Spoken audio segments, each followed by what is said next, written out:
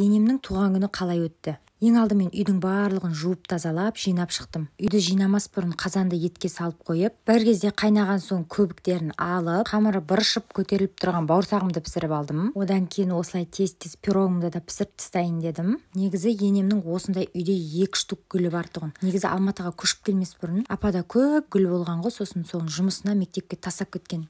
Одан кейін сол 2 гүлді баптайын деп осындай нелерін алған ғой, керек заттарын бәрін алған ғой. Сонымен апаға не сыйлау керек екенін білдім да, қой гүл сыйлайын, гүлдердің қатарын көбейтейін дедік та, осындай гүл сататын магазинге келген болатынбыз. Енді мына жерде гүлдің миллион түрі бар екен, қайсысын аларын білмей, әйтеуір жұрттың бәрі осындай гүл алып жатыр екен. Сосын біз де осындай алайықшы дедік, еще бағасы да қолжетімді екен. Ұлымыз екеуміз осылай 2 гүлді алып әкеліп әжесіне бердік. Әжесі қуанып қалды. Енді бұйырса келесі жолы бағалы күшті сыйлық сыйлаймыз деп ойлап отырмыз енді келесі туған күнінде. Менің пирогым да пісіп қалыпты. Қараңыздаршы, қандай сап-сары өте дәмді күшті пирожный шықты, я. Папаның қарындасының баласы осы Алматыға студент болып түскен болатын, оны да шақырдым.